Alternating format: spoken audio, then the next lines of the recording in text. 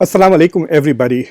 Welcome to the ISNA convention of 2020. This is a special one thanks to COVID.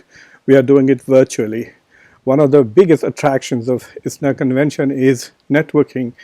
But unfortunately this year we will not be able to socialize as we usually do at the ISNA convention.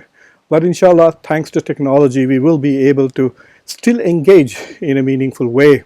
I am extremely grateful to Manzar Ghauri Saab, who has invited me today to speak to you and give you a lecture. One of the lectures that Indian Muslim Relief Charities, IMRC, hosts every year at the ISNA convention.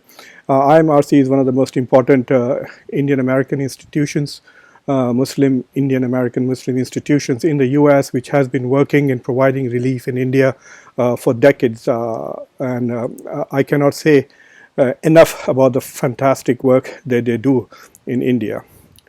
I'm going to be talking to you today about the state of Indian Muslims. Unfortunately, it is perilous, and we will be discussing things which are essentially of great concern to everybody who care about human rights and democracy, but especially for Indian Muslims in the United States whose relatives are potentially exposed to state and civil society related marginalization and oppression to some extent. My game plan for today is very simple. I will talk to you very briefly about Indian Muslims for those of you who are not familiar with the community. And then I plan to talk about their cultural and economic and political marginalization, how there is a cultural erasure of Islam and Muslims taking place in India. I will talk about the lack of security and safety for Indian Muslims in India for their lives and their property. And then I will probably try and make a few suggestions on what we could do for them. So without much ado, Indian Muslims, there are about 185 to 200 million Muslims depending on the kind of estimates. We have census figures from 2011 when it was recorded that there are 172 million Muslims in India. They roughly constitute about 14% of the population of India. I'm going with the most conservative estimate, which puts them at about 185 million. We will know soon when the 2021 census comes out. Only Indonesia and Pakistan have a bigger Muslim population at the moment. Primarily because of the partition of India and subsequent rise of Hindu nationalism and along with it Islamophobia, Indian Muslims have become a subjugated, marginalized and stunted community, and it is the stunted part that I want you to focus on as to how the development and growth of the community is synthetically, artificially or externally stunted. Their lives and livelihoods are not as safe as that of other Indians, and they face discriminatory practices both from the state as well as civil society. As a direct consequence of the growth of what is now widely known as Hindu nationalism or Hindutva. As India strives to become a Hindu nation, a political ideology called Hindutva that seeks to eliminate the distinction between Indian and Hindu is fostering a climate of intolerance towards religious difference, particularly towards the largest minority, which is Muslims. Hindu nationalism is intrinsically Islamophobic. It abhors Muslim distinctiveness and seeks to erase it from the present as well as the past. Hindu nationalism desires the entire nation to suffer from partial amnesia. They would like to forget a 1,000-year past where Muslims were part of Indian culture and Muslims continue to remain so. Some educated sections of Muslims continue to do well. There is a regional variation in India. Muslims in the south are better educated than Muslims in the north. It is kind of pattern for the whole country, and they suffer less discrimination as opposed to in the cow belt in northern India. But all indications from India suggest that on markers of development, on growth and prosperity, Muslims will continue to suffer in the current political and cultural environment that is becoming increasingly hostile to them. So let's look at some of these numbers. I'm going to list this at the bottom of this video so that you can actually click on the links and see where these sources are coming from. In 2006, the Sachar Commission report, which essentially assessed the state of Muslims in India, really exposed for the first time how backward the Indian Muslim community had become. The word backward is used in India essentially to indicate underdevelopment or economic underdevelopment. It shows that the Indian Muslim community singularly is the most marginalized, impoverished community. Even the so-called backward classes and castes in India are doing better than Muslims. And this was in 2006, and things have only gotten worse since then, especially since 2014, when the Bharatiya Janata Party, the Hindu Nationalist Party, came to power without any coalition. Muslims have the lowest standard of living of all religious groups in India. And when we are talking about standard of living, we are talking about 1,000 rupees a month. That comes to about $15 a month. So a large number of Indian Muslims are living on anything between $150 to $180 per year. That is poverty. That is a difficult amount of money to try and eke out a decent living from. While Muslims are only about 1/6 of the population, 14%, 25% of beggars are Muslim. While Muslims are only 14% of the population, only 3% of the top corporate executives are Muslims, which means that Muslims hardly ever rise in the private sector. Muslims have the lowest rate of enrollment in higher education. In 2019, when the results of the civil services came out, where Muslims do devote a lot of attention, a lot of community resources are spent in training Muslims to apply and compete in the civil services exams, only 45 of the 829 Muslims who qualified of the 829 people who qualified, only 45 of them were Muslims, which means roughly 5% of the incoming class of civil servants in 2019 were Muslims. Muslims constitute about 6% of the police force, and this is an old figure. This was a 2013 figure.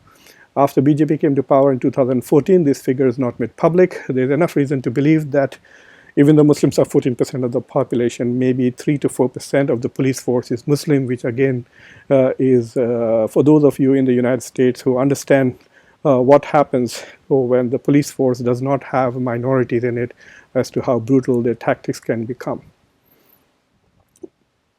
Besides this economic and educational marginalization in India, which is essentially contributing to a relative growth of Muslims, which is in the negative, in the sense that while Hindus become more and more educated and prosperous, Muslims continue to lag behind, and this increasing gap of prosperity and development also translates into political gap, which then has cultural implications.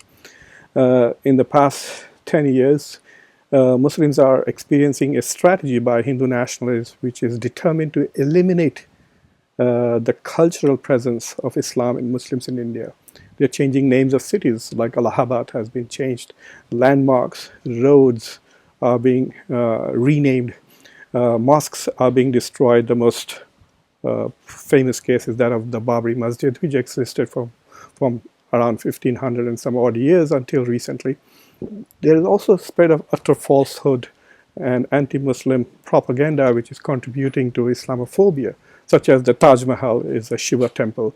So there is a lot of these popular and official and unofficial discourses which are trying to rewrite history with the sole purpose of eliminating Muslims from the past and the present. It is really sorry, because this is a kind of violence on somebody's identity and culture. The life and property of Muslims are also in peril. Since the rise of Hindu nationalism, the lives of Muslims are always at risk. Men and women are beaten and lynched in public with cameras running and the police watching, and nobody stops. There have been so many cases of public lynching of Muslims by cow vigilantes and others. Just a hint of accusation that a person has just had a beef burger will get you lynched in India by the streets with the help of police, with cameras watching. Nobody is ever arrested or prosecuted. And sometimes these cow vigilantes also show up with politicians and are garlanded by elected officials.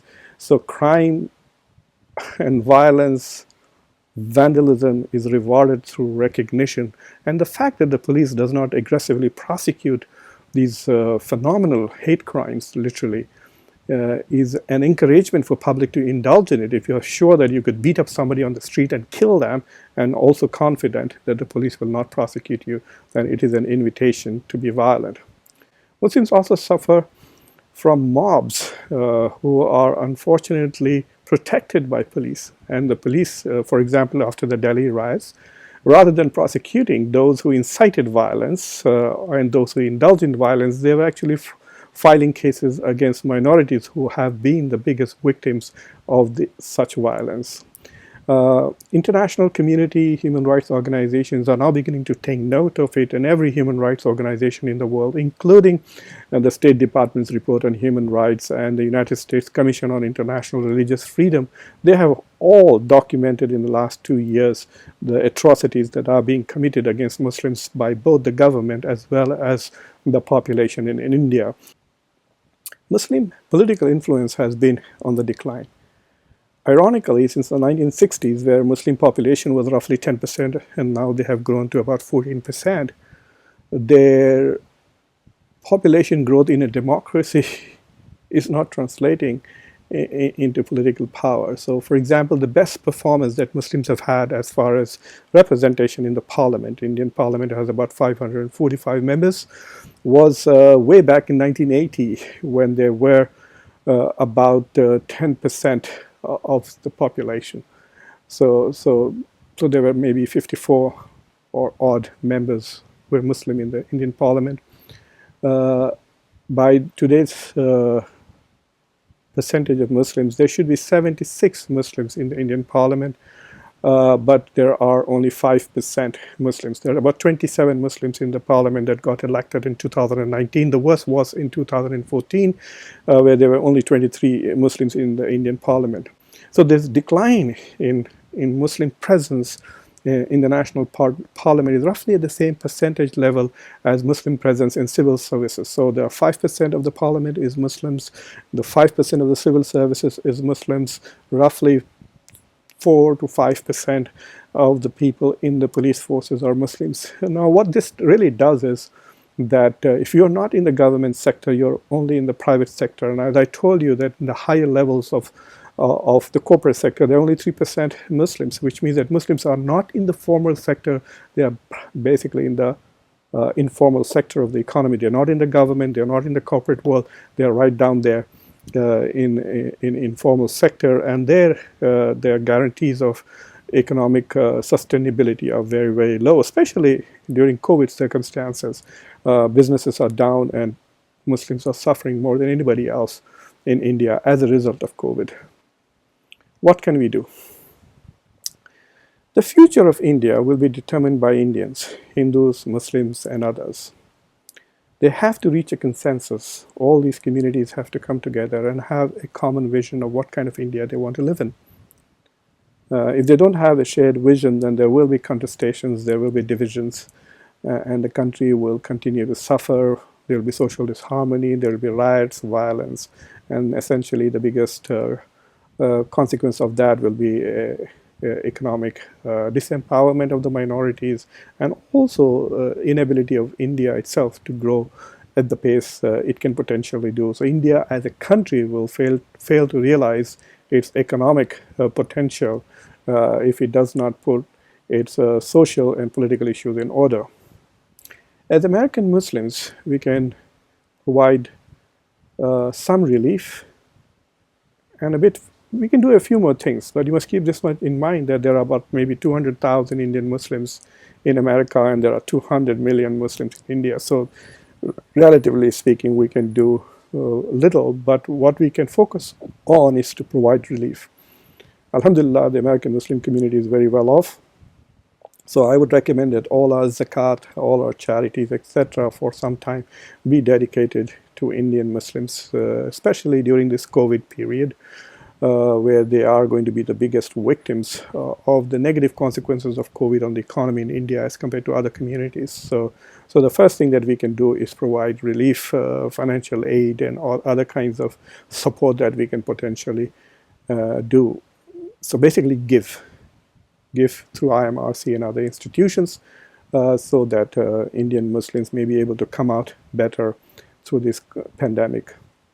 The second thing we can do is amplify the voice of Indian Muslims. We can provide platforms to them here and all over the world so that they can talk to the rest of the world and build alliances about what's happening to them. India has global ambitions. India wants to be a global power. India wants to be recognized by the world as a great nation. It wants to become a permanent member of the United Nations Security Council. But India can't continue to aspire for these things without being a good citizen of the world. And being a good citizen of the world would mean treating its minorities well. And if India continues to oppress its Muslim minorities, then it definitely does not deserve the reputation of a good global citizen. And so by giving forums to Indian Muslims and amplifying their voice, Indian Muslims in the diaspora can essentially help Indian Muslims at least speak up about their situation.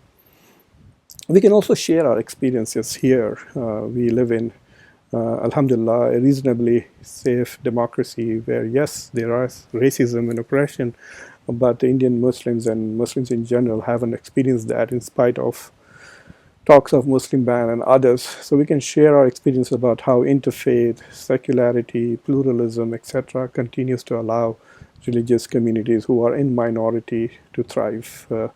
The experiences that we gain from essentially a pluralistic culture is something that we need to transfer back into India. We can also identify the best practices for Muslim institutions, especially in the arena of outreach to government, outreach to media, and outreach to other faith communities. This is what we can do. I'm going to end my discussion, but before I end, I want to leave you with one saying by Prophet Muhammad, peace be upon him. And he said, "Beware of the cry of the oppressed. Beware of the cry of the oppressed, because there is no hijab, there is no distance, there is no partition between Allah and those who are oppressed." And I want to give this comfort to Indian Muslims who feel as if they are unsafe in India and that they are being oppressed, is to realize that Allah subhanahu wa ta'ala loves hearts that are broken, and those who are oppressed, their voices will be heard. But while we wait for Allah subhanahu wa ta'ala to make his intervention, I invite all Indian Muslims in the United States, those who are here at ISNA, and those who are not also from India, to recognize the challenges that Indian Muslims face and try to do their best in helping them and trying to help them both politically to preserve their civil rights and their properties and their lives, and also to help them economically so they can essentially survive this tremendous economic devastation caused by the COVID-19 pandemic.